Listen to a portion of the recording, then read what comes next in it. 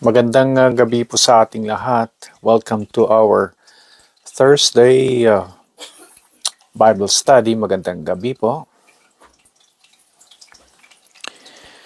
Today ay October 16, 20 and 25. October 16, 20 and 25. Magandang gabi po sa ating lahat. Welcome to our Thursday Bible study. Magandang gabi po.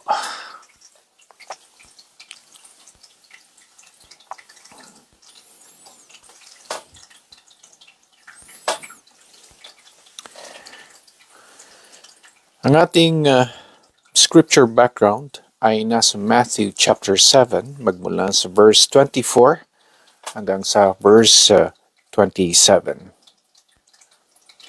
Matthew chapter 7, starting from verse 24 hanggang sa verse 27. Magandang gabi po sa ating lahat. Babasahin ko na po yung ating scripture background. Magandang gabi po. Dito po sa Matthew chapter 7, starting from verse 24, ito po ang sinabi ng ating Panginoong Jesus. Therefore, everyone who hears these words of mine and acts on them is like a wise man who built his house on the rock. The rain fell, the torrents raged, and the winds blew and beat against that house. Yet it did not fall, because its foundation was on the rock. But everyone who hears these words of mine and does not act on them is like a foolish man who built his house on the sand. The rain fell, the torrents raged, and the winds blew and beat against that house, and it fell, and great was its collapse. Yan po yung ating scripture background. Magandang gabi po sa ating lahat.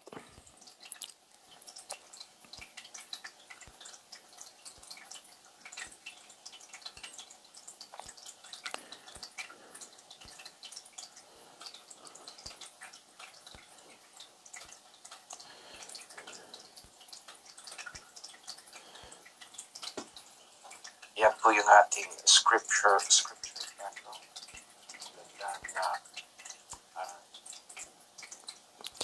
Okay, magandang gabi po.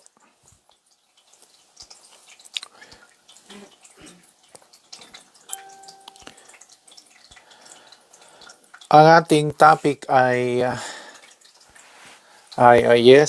magandang gabi, Ate Jinky. Magandang gabi po. Magandang gabi po sa ating lahat. Good evening. At ang ating scripture background ay muli natin gagamitin para sa isang topic. At ito po ay ang pagbibuild ng ating faith, ng ating pananampalataya. Tayong lahat ay builder ng ating pananampalataya.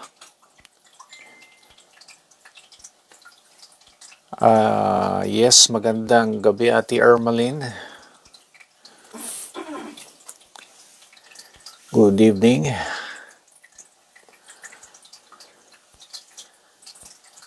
At we are all builders. Builders of faith. At tamang-tama ay ito po ay maganda na itatopic natin sapagkat ito ngayon ay malaking issue din para tayo ay makapag-relate. Issue din ito sa ating bansa na patungkol sa mga contractors, mga builders. Pero hindi sila yung ating pag-uusapan. Ang ating pag-uusapan ay yung sarili natin. bilang builders of faith na iyan ang ginagawa natin na binibuild talaga natin yung ating pananampalataya. Yeah. Yes, magandang gabi, Brother Rocky at Sister Roslyn. Magandang gabi din po.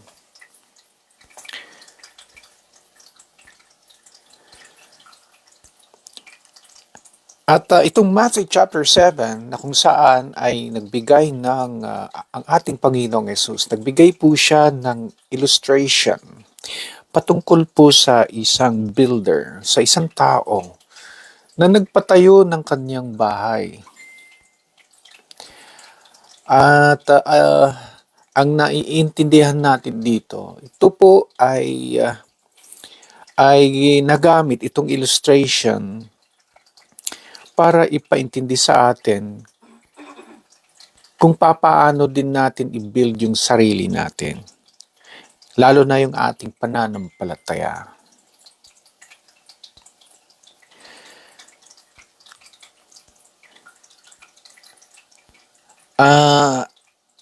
Bakit natin sinabi yan? Kasi sabi dito who built his house? Who built his house?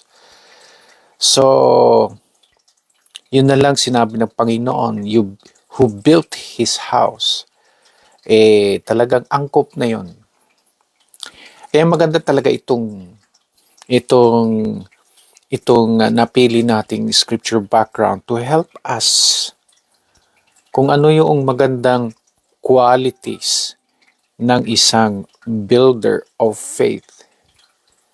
Ano po kaya yung magandang quality ng mga qualities ng isang builder of faith na katulad natin?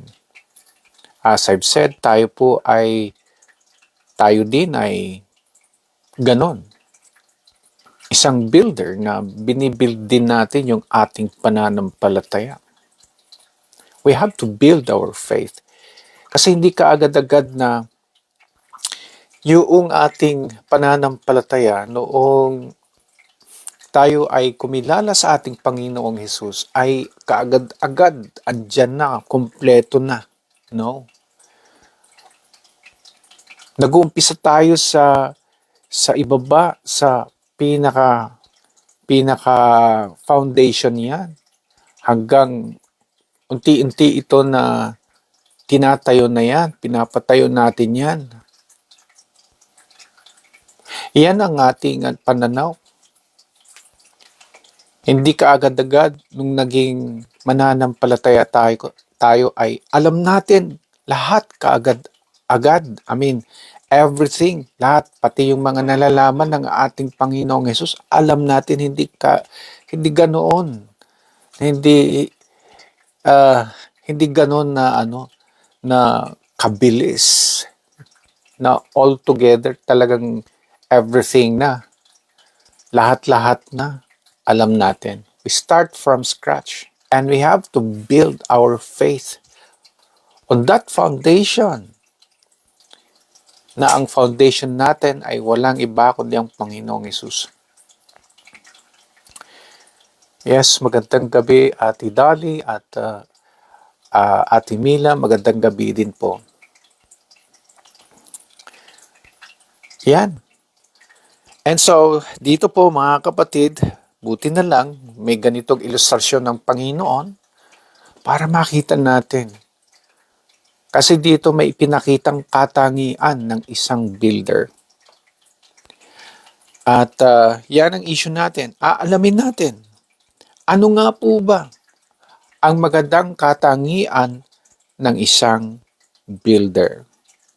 At bago ang lahat, tayo po muna ay humingi ng wastong pag-uunawa mula sa Panginoon sa pamamagitan ng panalangin. Manalangin po tayo. Panginoong Diyos Ama, sa oras na ito, maraming salamat po sa pagkakataon na inyong ibinigay na muli naming balikan ang sinabi ng aming Panginoong Hesus patungkol po sa isang builder. At gusto naming makita at maintindihan kung ano po yung mga magagandang qualities ng isang builder na binanggit po dito. Ituro po ninyo, Panginoon, para naman po magkaroon kami ng sapat na ideya ng mga ito ay ay aming sasabuhay din, Panginoon, ang mga qualities na ito para lalo po nagaganda ang aming pagbibuild ng aming pananampalataya. Inukumit namin, Lord, ang tamang pag-uunawa. In Jesus' name we pray. Amen. So, magandang gabi muli sa ating lahat at yes, talagang eksakto talaga na may ganitong magandang illustration ng Panginoon at tignan po natin ang magandang katangian ng isang builder or contractor. Builder na lang. Okay? Builder. And so we are a builder. We are building our faith upon the foundation, the very foundation. Ng foundation na yan ay ang ating Panginoong Jesus. So, unahin natin yung magandang katangian na ito. Ano po ang sinabi ng Panginoong Jesus? Ating balikan ang verse 24. Ito po ang sinabi sa verse 24. Therefore, everyone who hears these words of mine and acts on them is like a wise man who built his house on the rock.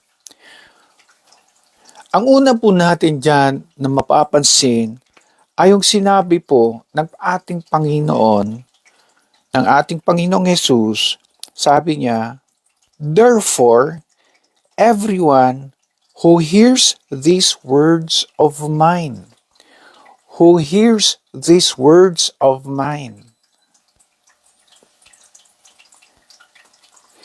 Yun ang maganda na katangian.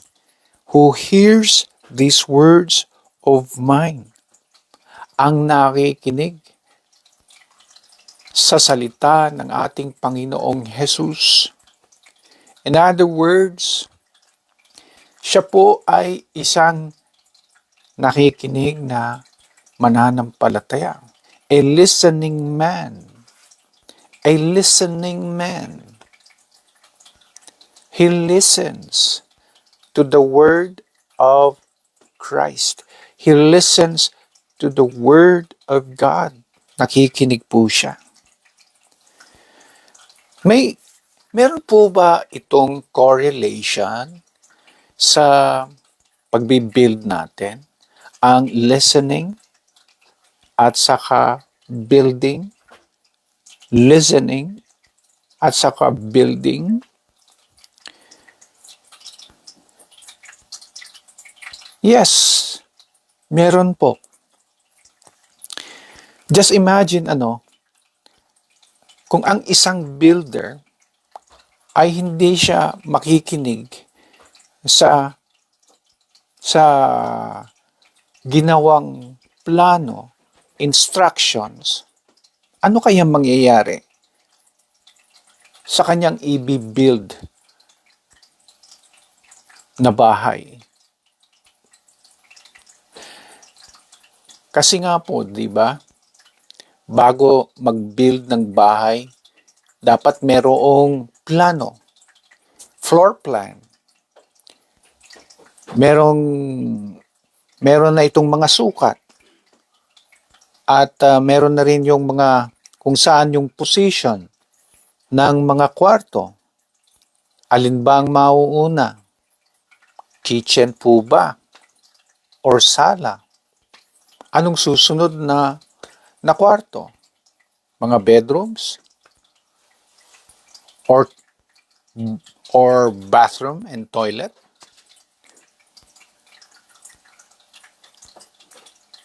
Kumusta ang luwang nito? Ano ang imi-measure diyan? Lahat po 'yan ay nakalagay na 'yan sa floor plan, sa design, na kung saan ito na yung susundin dapat ng isang builder. Kasi kapag hindi siya susunod, hindi siya makikinig sa plano na yan, magkakaproblema kung saan-saan na po yung mga posisyon ng mga kwarto. E di ang pangit na po ang tingin. Napakahalaga na nasusunod. Kaya nga sabi ng Panginoon, kung ito naman po ay gagamitin natin sa mga bagay na espiritual, lalo na sa pagbibuild ng ating pananampalataya, kailangan po natin na sundin yung salita ng Panginoon, dahil ang mga salita ng Diyos ay ito na po yung kanyang isinet na kanyang magandang plano para sa ating lahat, sa ating buhay. God has already planned our lives. And we can see this plan according to His Word. And in order to follow that plan, we have to listen to the Word of God. At yan po ang isang magandang katangian.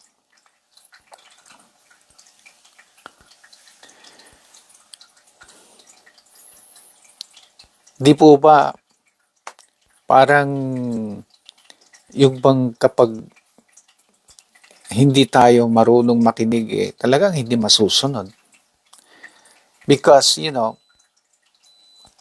what follows, ang susunod po sa pakikinig ay talagang pagsunod.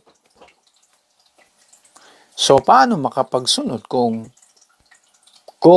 hindi makikinig?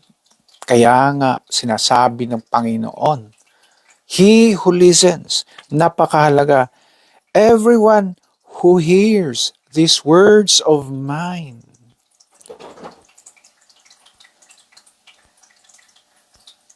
Kaya mga kapatid, pagsikapan natin na makinig, pakinggan. Minsan po kasi, ang ginagawa ho natin, in many cases, mas pinakikinggan natin yung sarili natin. Huwag natin masyadong pakinggan yung sarili natin or pakinggan ang opinion ng iba. Kung sa bagay ng pagpapalago, pagbibuild ng ating pananampalataya, who can better teach us how to build except the words of the Lord? Hindi po ba? Kaya napakahalaga na pinakikinggan natin lalo ang salita ng Diyos. Tama po ba mga kapatid? Yan ang isang magandang quality. Ang susunod po na magandang quality na makikita ho natin dito. Again, in verse 24, hindi lang niya sinabi ito na therefore everyone who hears these words of mine, at dinagdagan pa niya, and acts on them. And acts on them. Acts. Pag sinabing act, ito po ay gawa. Pagsasagawa. Ibig sabihin, Hindi lang siya listening man, number one. Number two, siya din po ay action man. Action man. Action man. Yan. So, hindi yung acting-actingan lang, ha? Iba yun. Ito ay talagang makikita mo sa kanya. Kung ano yung pinakinggan, ginagawa niya. At yan ng isang magandang builder. Meron po ba na correlation o kaya yung kaugnayan nito sa pagbibuild? Is action related to building? Is action important to building? What is the importance of action in building? Let's say even a house. Di po ba? Okay, we'll talk about building yung house na ito. These days, ay meron ng schedule kung kailan matatapos. Ngayon po ay sa pamamagitan ng pag-advance ngayon ng mga paraan at gayon din ng pag-aalam, malalaman na kung kailan matatapos ang paggawa ng isang bahay. So, depende rin po yan sa budget. Kung kumpleto na po yan, mas madali. Pero meron na siyang projected period. Meron na siyang estimate kung kailan, I should say, na matatapos ho yan. That is why minsan nakikita natin yung mga projects o kaya mga tinatayong building na to be completed. Nakalagay doon, to be completed sa ganitong buwan o kaya ganitong araw. Ayan. To be completed sa ganitong taon, depende kung gaano kalaki ang project na yan. Kaya, yan eh. And because of that, kailangan nasa tamang schedule ang paggawa nito.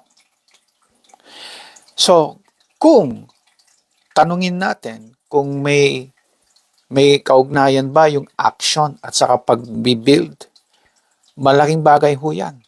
Kasi kung walang action, matatagalan ang paggawa ng project na ito, ng bahay na ito, ng building na ito.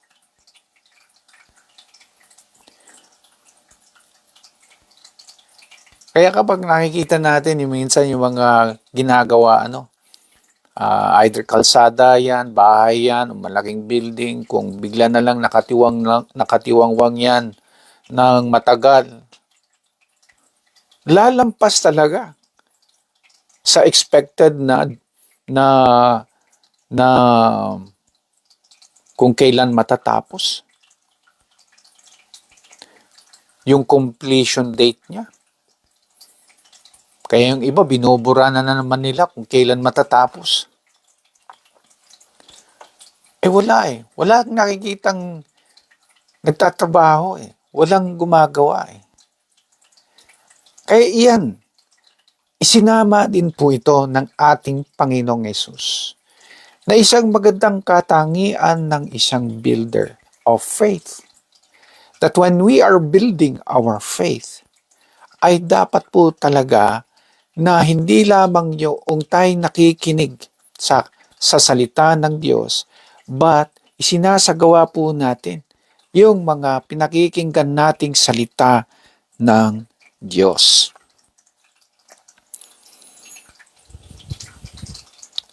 Hindi natin makikita yung tamang kalaguan natin. Kung hindi hindi natin, in the first place, hindi tayo nakikinig. And then, second place, hindi pa tayo gagawa. Wala tayong may expect dyan na kalaguan. Wala tayong may expect na building po dyan. At kung naiintindihan naman po natin ito, kung kulang po yung pagsasagawa natin, hindi talaga mamamaximize yung paglago ng ating pananampalataya. Kaya ako'y naniniwala, mga kapatid, na pagdating sa maturity or kalaguan ng isang mananampalataya, ay ito'y nakasalalay talaga din kung paano siya marunong na una makinig at pangalawa, paano niya isagawa ang kanyang mga pinakinggan na salita ng Diyos.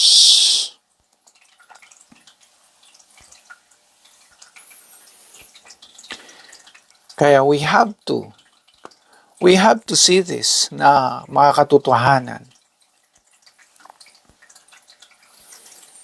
Ayan, magandang gabi Ate Nelly at Brother Don. Magandang gabi din po. At Sister Lorena, magandang gabi po. Hindi basta, alam nyo, balikan natin yun. No? Hindi tayo basta-basta nagsasabi na, hali kayo, mag-attend kayo ng Bible study, hali kayo mag-aral tayo ng Bible study. Hindi tayo nagsasabi ng ganon na wala tayong nakikitang tamang dahilan.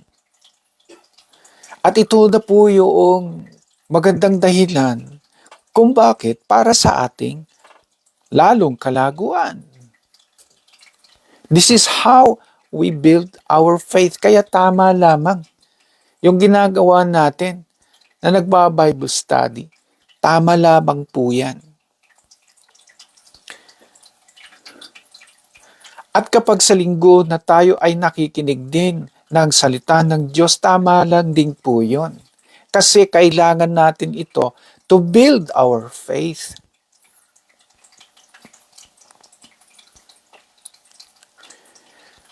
Kaya tayong lahat ay darating yung panahon pag lagi tayong ganito, alam ninyo. Lalo kung isinasagawa natin. Makikita natin talaga yung ating pananampalataya na malagong malago.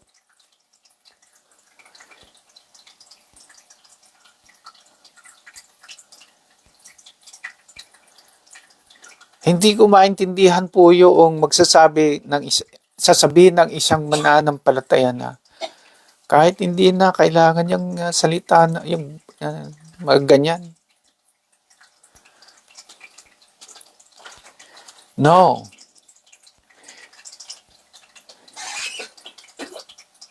Kailangan natin ito. Kaya tama lamang po yung ating ginagawa. Amen. Kaya kung tayo man po ay nagpapatuloy sa salita ng Diyos, ating pinakikinggan ang salita ng Diyos, at gayon din ay sinasagawa ang kanyang salita, na sa tamang daan po tayo, sa tamang kalaguan. And that is the way how to build our faith. Alam nyo, ang Panginoon have been speaking of things like, illustrations, parables, to what? To bring out the truth. There is, katotohanan doon sa mga sinabi ng Panginoon. Nung nagkwento siya tungkol sa isang tao, isang builder na nagpatayo ng bahay. At ginawa na ito ay kinorelate niya sa ating buhay spiritual, sa ating pananampalataya. Kaya tignan po natin yun na maigi, mga kapatid. So, kung may problema sa kalaguan, baka may problema sa Una, baka sa pakikinig ng salita ng Diyos. Or, nakikinig marahil, pero hindi sinasagawa ang kanyang pinakikinggang salita ng Diyos. Napakahalaga ang mga bagay na ito. Ang pangatlo po ay doon pa rin sa verse 24, ang sabi pa dito, ulitin ko, therefore everyone who hears these words of mine and acts on them is like a wise man. A wise man. Nakita ninyo? A wise man. Ha? Yan ang pangatlo. Hindi lamang po siya a listening man. Number one, a listening man. Number two, hindi lamang po siya an action man. But also, number three, siya po ay isang wise man. Wise man. Meron po siyang wisdom. May wisdom na builder ito.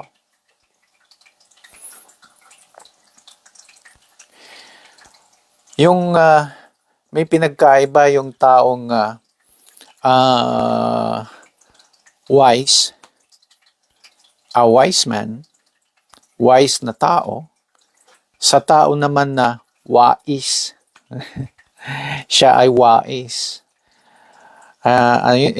Itong wais mapagsamantala ito di ba? Oo. Hindi yun ang gusto nating palabasin dyan, yung maging mapagsamantala na winawais ka lang. Hindi. Wisdom. Dapat may wisdom. May wisdom ka bilang isang builder. May kinalaman po ba ang salitang wisdom na ito, pagiging wise sa pagbibuild?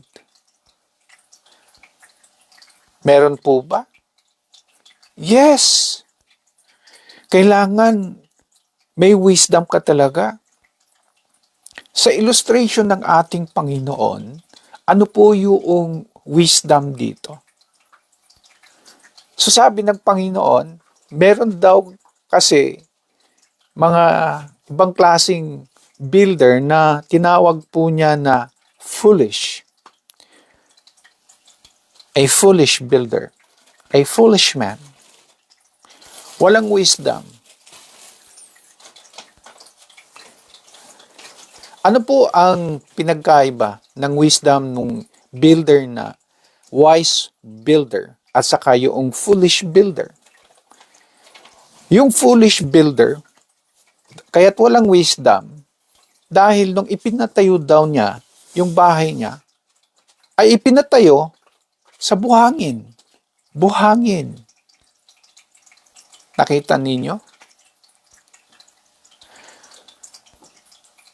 Kaya't nung dumating ang bagyo, dumating ang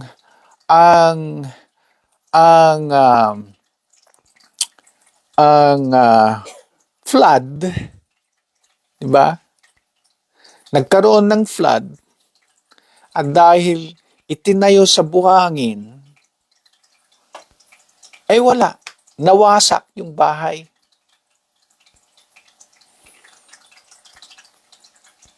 Nawasak po yung bahay.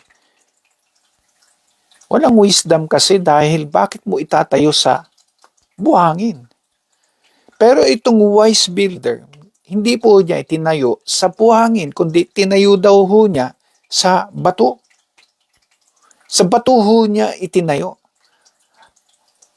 At kaya't nung dumating din ng flood, hindi po na-wash out yung bahay, hindi po nasira, hindi po nag-collapse.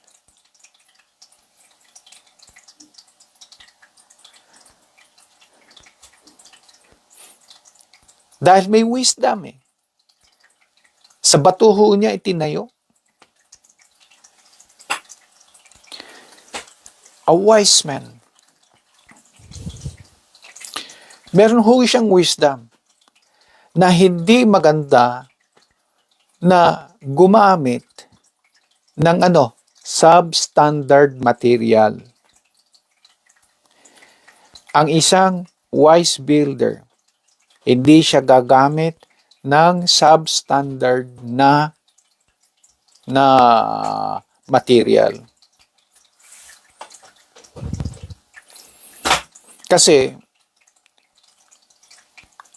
ang pinag-uusapan ngayon kasi quality, kalidad ng iyong binibuild. Doon pa lang sa kwento ng Panginoon gusto niya na matapik din yan, yung kalidad ng ating paraan kung paano natin ibinibuild yung ating pananampalataya upon that foundation.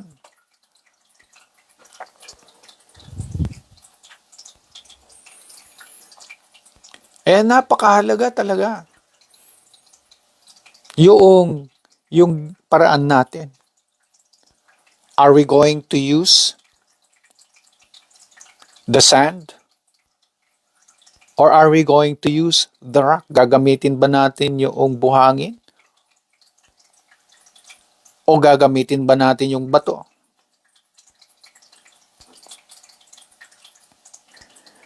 Now, mga kapatid, tignan po ninyo ang mga sumusunod. Kung ang mga ito ay substandard na paraan.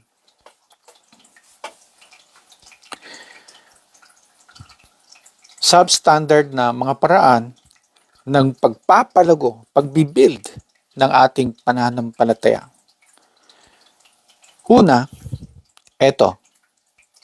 may nagsabi, okay na yung kahit once a year ako magsimba, at least ang importante, nakapagsimba. Okay na yung kahit once a year ako magsimba, at least ang importante, nakapagsimba. Aba, may point din ho siya, no? Kasi at least nakapagsimba. Pero once a year nga lang. Ang ganyang paraan, ito po ba ay isang masasabi natin na paraan na substandard? Ano po ba ang mangyayari pag tayo ay nagsisimba? Pag pumupunta ho tayo sa simbahan, hindi ba yung mga ginagawa natin ay mga paraan ng ating kalaguan o paano natin palaguin pa dahil nandun yung pagsasamba natin, nandun yung salita ng Diyos, andun din po yung panalangin, andun din po yung ating fellowship para sa paglagupaan ng ating pananampalataya, di po ba? Pero ang nakakalungkot, kung once a year lang, tapos ang katuwiran, at least nakapagsimba, parang may mali. Parang may mali. Now, alam po ninyo pag binasa ninyo yung Book of Acts,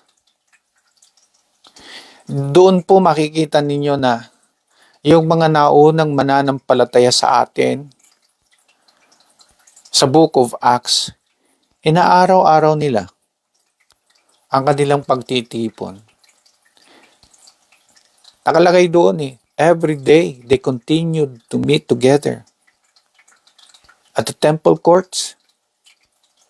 Anong ginagawa? And they devoted themselves to the apostles' teaching, to the breaking of bread, and to prayer. Mayroon po silang mga ginagawa Whenever na sila ay nagtitipon para sa kanilang patuloy na pagpapalago, patuloy na pagbibuild ng kanilang pananampalataya. Katuwa, no? Wala pa tayo doon. There are 365 days in a year. 365 days po. And out of the 365 days, ay may 52 Sundays. Maliit lang. 365 days, and out of that 365 ay may 52 Sundays. At sa maliit na bagay na yan, pinagsisikapan pa natin.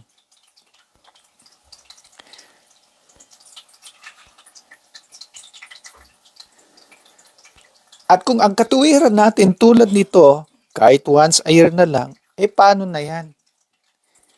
Isang beses ka lang sa isang taon. How will that help you build? Paano kaya? Paano mabibuild ng maayos ang iyong pananampalataya? At ganyan din, out of 365 days,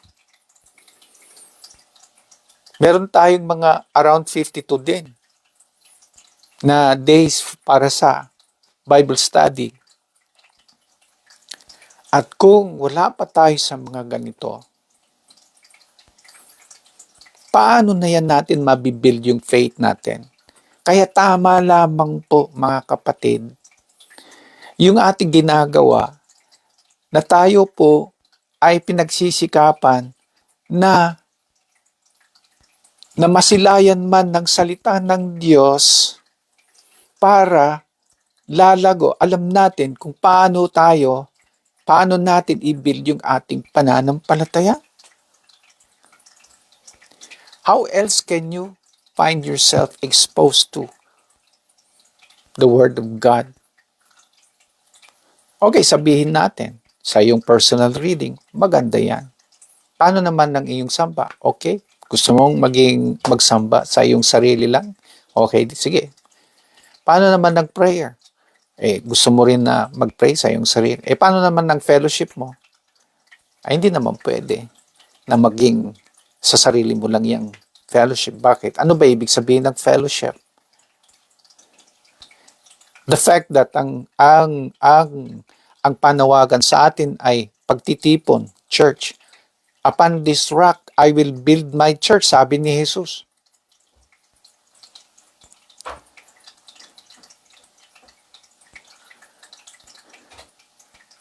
Upon this rock, I will build my church or pagtitipon. Kung hindi yan importante, sa ating kalaguan, hindi niya sasabihin yun. Kaya tama lamang po yung ginagawa natin. Katulad ngayon, mga kapatid, kayo po na nakikinig ngayon, tama lamang po itong ginagawa natin. Sapagkat the more na tayo ay nag-aaral ng salita ng Diyos, the more na binibuild natin ng maayos ang ating pananampalataya. So just imagine yourself that even for the whole year, wala, ni isa na Bible study, ni isa na linggo na magsamba. Malaki bang epekto yan sa iyong kalaguan? Yes. Malaki po yan. Ito pa, ang pangalawa na tingnan natin kung substandard din po ito. Kahit hindi na need magbasa at mag-aral pa ng Biblia, basta laging naaalala mo lagi ang Panginoon. Oh, no need nang magbasa ng Biblia. Importante lang daw naaalala. Kasi ito yung argumento eh. Yung una, ang argumento niya, at least daw. Napaka-list naman. Yung pangalawang argumento ay basta naaalala mo lang lagi ang Panginoon. Walang problema kung naaalala mo ang Panginoon lagi. Pero ang gusto ng Panginoon ay hindi mo lang siya maalala. Ang gusto ng Panginoon ay makinig ka sa salita ng Diyos at isagawa ang kanyang mga salita. Klase-klaseng mga argumento.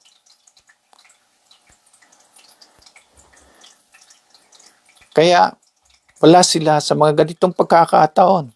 Kasi sapat na sa kanila yung at least, sapat na sa kanila yung naaalala mo lang ang Panginoon. Hindi yan lamang ang ating panawagan.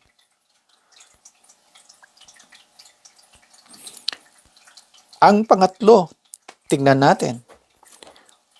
Huwag ako. Sa iba na lang yung paglilingkod. Busy pa ako. Di bale. May intindihan naman ni Lord.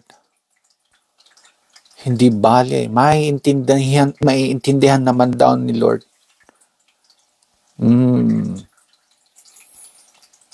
Nakita ninyo kung ano-anong klaseng argumentong ginagamit.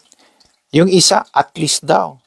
Yung isa naman, dahil naaalala naman niya ang Panginoon. Eto namang pangatlo may intindihan naman daw ng Panginoon. Huwag nating abusuhin yung pag-iintindi ng Panginoon. Dahil kung babasahin natin ang Biblia, may mga sitwasyon na hindi inintindi ng Panginoon. At pinarusahan pa rin. Dahil meron siyang mga utos na kailangang sundin. Meron siyang salita na kailangang isagawa. At hindi natin pwedeng, idaan sa baka maunawaan naman ni Lord. Bakit kaya ganon? If this is the way how we grow, how we build our faith, magkakaproblema talaga. Magiging mabagal ang kalaguan. The building process will be slow. Kaya mga kapatid, napakahalaga na nakikita natin. Kaya huwag nating tipirin ang mga paraan na lumago sa ating pananampalataya para hindi biglang guguho kapag may darating na pagsubok, mga bagyo, malalakas, at a very, strong intensity. Kailangan maging wise na tayo, mga kapatid. Dahil ito ang katotohanan. Hindi tayo mauubusan ng mga dumarating na bagyo o lindol ng ating buhay. Hindi tayo mawawalan ng problema. Baka isang ihip lamang, nabubuwal na yung ating pananampalataya. Sayang naman. Itong ilustrasyon ng ating Panginoon ay napaka-importante na naiintindihan po natin. Kaya itong mga ginagawa natin, nasa tamang daan po tayo. Sa pagpapalakas pa, pagpapatibay pa ng ating pananampalataya. Which is in fact, ang magiging resulta nito ay nasa verse 25. Pakinggan ulit natin ang Panginoong Hesus. Ang sabi po niya, the rain fell, the torrents raged, and the winds blew and beat against that house. Yet it did not fall, because its foundation was on the rock. The aim for having these qualities sa buhay natin ay para maging strong yung foundation natin. Para hindi siya mabuwal. Yet it did not fall. Yan ang magandang builder of faith na sinasabi ng Panginoong Jesus.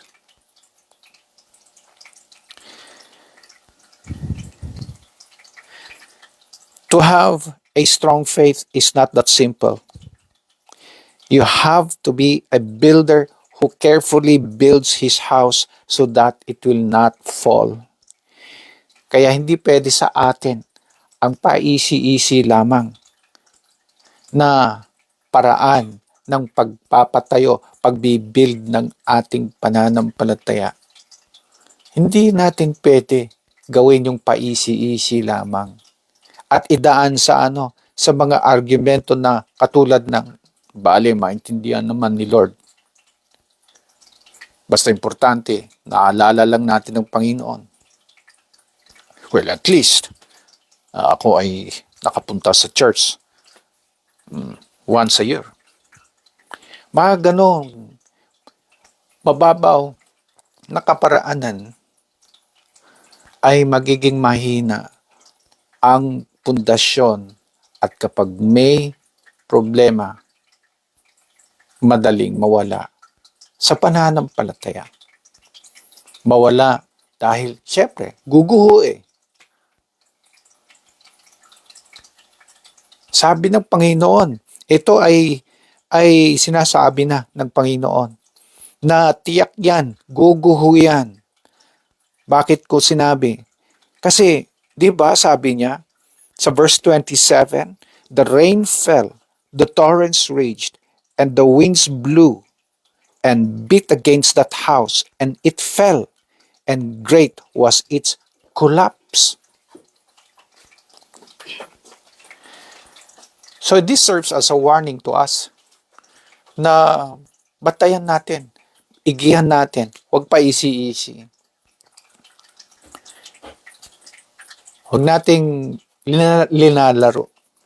Dapat siniseryoso. At ito po mga kapatid yung ating nakita na paalala sa atin mga kapatid mula sa nakita nating sinabi ng Panginoon sa kanyang illustration dito po sa Biblia sa Matthew chapter 7 mula verse 24 hanggang sa verse 27. So ano po yung natutunan natin dito? Kung isa-summarize natin, ano po yung tatlong qualities? 1, siya ay nakikinig, a listening man.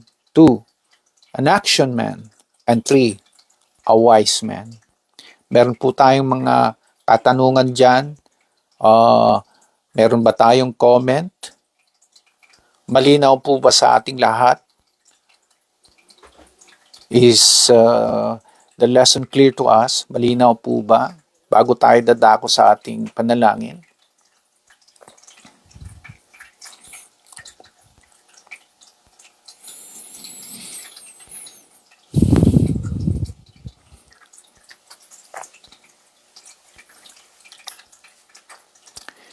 Kung malinaw po sa atin mga kapatid, dadako na ho tayo sa ating panalangin. So what will be our prayer? Well, what do you think mga kapatid? Kumusta na tayo sa ating pagbibuild ng ating faith? Kakayanin kaya na to withstand the storm pag dumating yan sa buhay natin? Kakayanin kaya? Hindi kaya ito mabubuwal, itong pananampalataya natin? Or is it about time to reconsider na bigyan natin muli ng tamang pansin na kailangan na natin gawin ang mga bagay na ito na pagsikapan na pagandahin. Alam nyo, yan ang sigaw natin sa kung i-relate natin yan sa problema ng ating bansa, hindi po ba? Ano ang sigaw ng taong bayan tungkol sa nangyayari na substandard na paggawa ng mga ganyan flood control projects? Hindi ba nagagalit tayo? Dahil malaking perwisyo ang magagawa kapag substandard lang.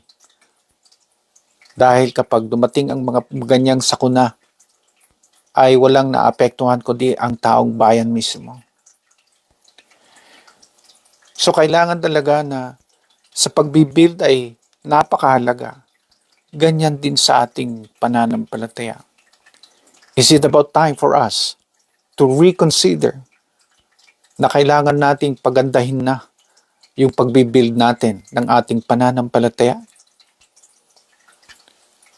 Kung yan ang isa din na tanong na kailangan natin ilapit sa Diyos sa oras na ito, tayo na po ay manalangin. Let us bow our heads in prayer. Manalangin po tayo. Panginoong Diyos Ama, maraming salamat po sa pagkakataon na ito na ibinigay ninyo, na muli ninyo kami binigyan ng ganitong paalala. Dahil ang concern ninyo ay ang pagiging matibay sa aming pananampalataya. Kaya binuksan ninyo ang mga katangian na ito. Katangian ng isang maganda na builder of faith. Ang concern ninyo ay kapag dumating ang mga bagyo sa aming buhay, dumating ang mga ganito na pagdadaan ng problema, kapag dumaan ito at natapos na, andyan pa rin kaming nakatayo sa aming pananampalataya. Yan ang concern ninyo, Panginoon. At salamat po sa mga paalala na ito, Panginoon. At kung kinakailangan na muli naming bigyan pansin ang mga ito at muli naming bigyan ng importansya ang mga bagay na ito sa pagsasagawa ng inyong mga kalooban. At muli na kami ay patuloy na maging wise sa pagbibuild ng aming pananampalataya. At kung ito din ang paraan na kami ay magiging matibay sa aming pananampalataya, gagawin po namin, Panginoon. Salamat po sa pagkakataon na ito, sa gabing ito, sa aming Bible study. Isa ding paraan kung paano po namin gawin at patibayin pa ang aming pananampalataya. Maraming salamat sa pagkakataon na ito at muli kami ay hihiling sa susunod na Bible study. As we continue to build our faith upon the rock, ang aming Panginoong Yesus, our foundation. Maraming salamat muli, Panginoon, at we ask all these things in Jesus' mighty name. Amen and amen. Magandang gabi po sa ating lahat. Salamat po sa inyong pakikinig. And see you again sa mga susunod na mga magandang paraan kung paano pa natin palaguin yung ating pananampalataya. Paano natin i-build yung ating pananampalataya. So, ayan, magandang gabi, Ate Jinky, Ate Lorena, ayan, si Ate Mila, at si Ate Tina, Ate Ermeline, ayan, si Ate Gara,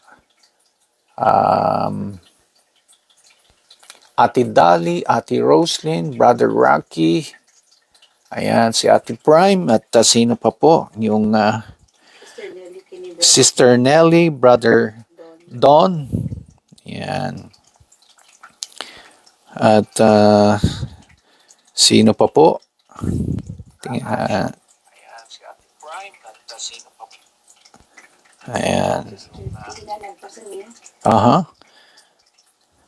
Lorena. Brother Noy, Sister Jade, ayan, Mateo, ayan. Sister Rina. Sister Rina, ayan. Tapos si Lorena. Yeah. Okay. Sa inyo po na nakinig, na hindi namin makita ang inyong comments or reaction, maraming salamat din po at patuloy po tayo sa pagbibuild ng ating pananampalataya. So magandang gabi sa ating lahat and see you again next Thursday. So sige po, Pahinga na po tayo. God bless. And good night. Ito na po yung ating signing off.